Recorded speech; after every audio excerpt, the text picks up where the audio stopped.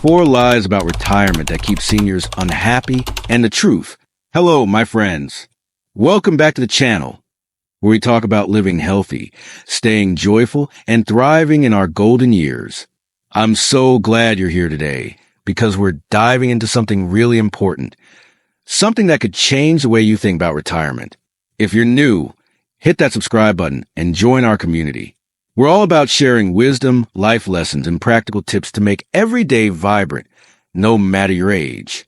Today, I want to have a heart-to-heart with you about retirement. It's supposed to be this magical chapter, right? The time when you finally kick back, relax, and live life on your terms. But here's the thing. For so many of us, whether you're in Ohio, London, or Sydney, retirement doesn't always feel like the dream we were promised. Why is that? Well, I believe it's because we've been fed some lies about what retirement should be. These lies can weigh us down, steal our joy, and keep us from living the fulfilling life we deserve. I've worked with so many folks over the years, friends, family, even patients when I wore my psychologist hat, and I've seen how these myths about retirement can make people feel stuck or unhappy. Maybe you felt it too, that nagging sense that something's missing, even though you've checked all the boxes. Today, we're going to bust 4 big lies about retirement that might be holding you back. And more importantly, I'm going to share the truth to help you reclaim your happiness and make these years truly golden. Think of this as a sitting down with a cup of coffee or tea, if that's your thing, having an honest chat about what really matters. I'll share stories, some wisdom, and practical tips you can use right away. So, grab a notebook if you want, get comfy, and let's uncover the truth together. Ready? Let's start with the first lie. Lie number 1. Retirement means you stop being useful. The first lie we're told is that retirement is the end of your productive days. You know how it goes. You've worked hard. Now it's time to do nothing. Just sit back and let life pass by. Society sometimes paints this picture that once you retire, your purpose shrinks. You're no longer needed at work, in your community, or even in your family. And let me tell you, that lie can hit hard. It can make you feel like you've lost your spark, like you're just taking up space. I remember talking to my friend Tom, a retired teacher from Chicago. Tom loved his job, shaping young minds, sharing stories, being part of something bigger. When he retired at 65, he thought he'd love the freedom. But a few months in, he told me, "I feel like I'm invisible. No one needs me anymore." It broke my heart because Tom is one of the wisest, kindest people I know. That feeling wasn't his fault. It was this lie we've all been fed. Here's the truth. Retirement doesn't mean you stop being useful. It's a chance to redefine your purpose. Your wisdom, your experience, your unique gifts, the world still needs them. Retirement is like a blank canvas. You get to decide how to paint it. Maybe you're not grading papers anymore, but you can mentor a young person, volunteer at a local charity, or even start a small garden that brings joy to your neighbors. For example, look at Linda, a retiree I met in Seattle. After retiring from her accounting job, she felt that same emptiness Tom did. But then she started teaching free budgeting workshops at her community center. It wasn't about the money. It was about sharing what she knew. Now, she's busier than ever, and she told me, "I've never felt more alive." So here's my advice. Ask yourself, what's one thing I love doing that can help someone else? It could be as simple as calling a friend to check in, or as big as starting a blog to share your life lessons. Your value doesn't retire, ever. Try this. This week, do one small act that makes someone's day better. You'll see how needed you really are. Lie number 2. You need a ton of money to be happy in retirement. The second lie is one we hear all the time. You need $1 million or more to enjoy retirement. Financial advisors, commercials, even well-meaning friends push this idea that unless your bank account is overflowing, you're doomed to a miserable retirement. No wonder so many seniors feel anxious or inadequate. Let's be real, money matters. It pays for groceries, doctor visits, and maybe a nice trip to see the grandkids. But this lie makes us believe that happiness depends on a big number in our savings account. And when we buy into that, we start chasing dollars instead of joy.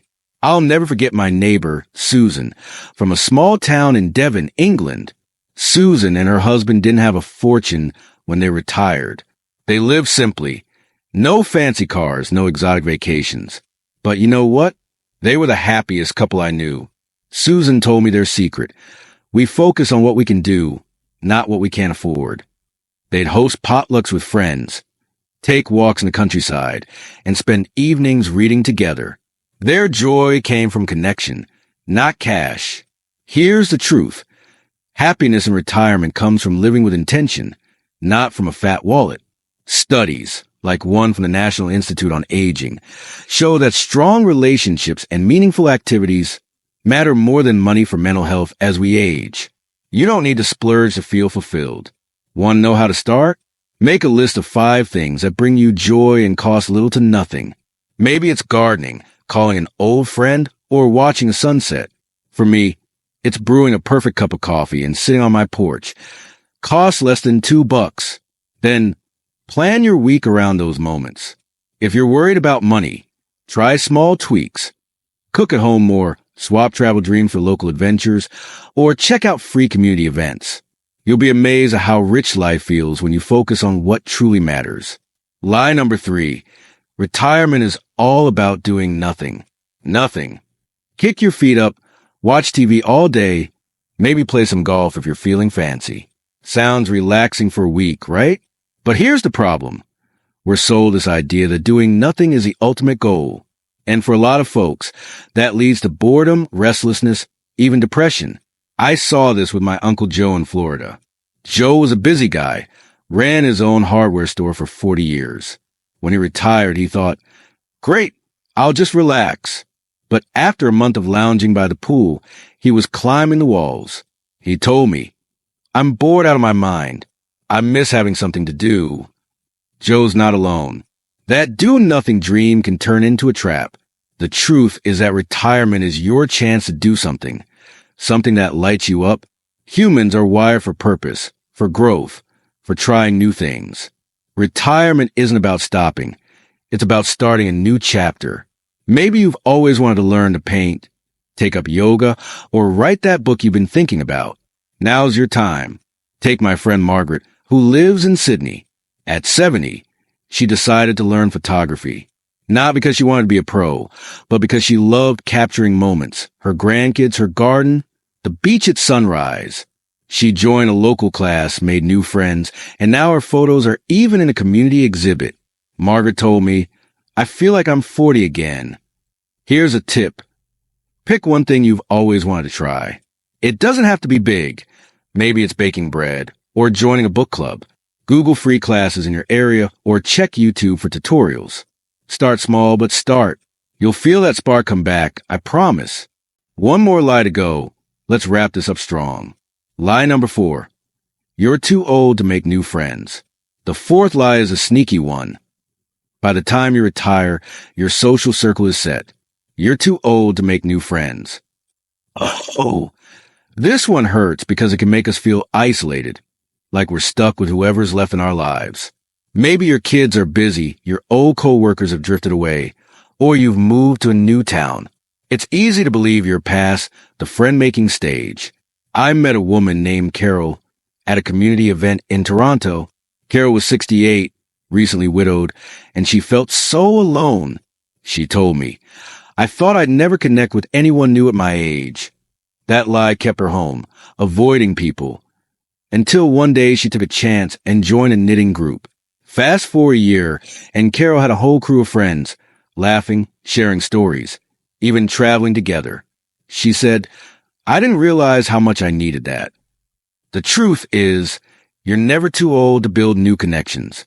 Friends bring joy, support, and meaning to our lives, and retirement is the perfect time to find your people. Research from the University of Michigan shows that social bonds in later life boost happiness and even help us live longer. You don't need to be the life of the party. Just show up and be yourself. Here's how to start.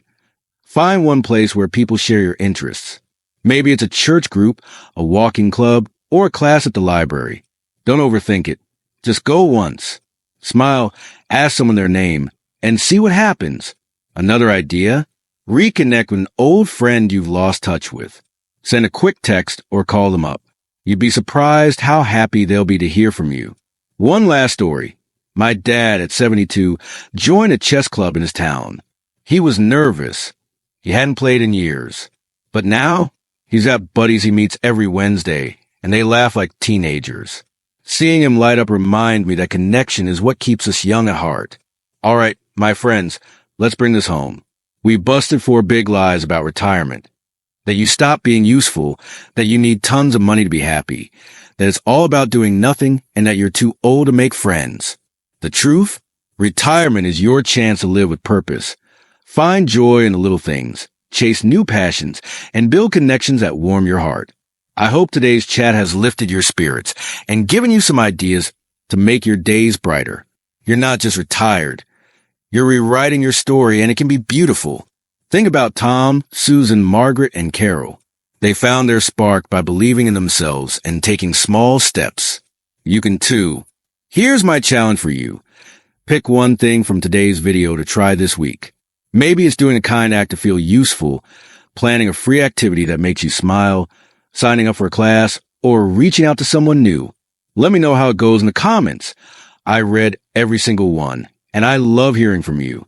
If you found this helpful, give this video a thumbs up and share it with someone who needs a little inspiration.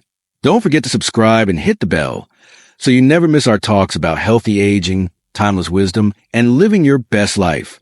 Until next time, keep shining, keep growing, and remember, your golden years are just getting started.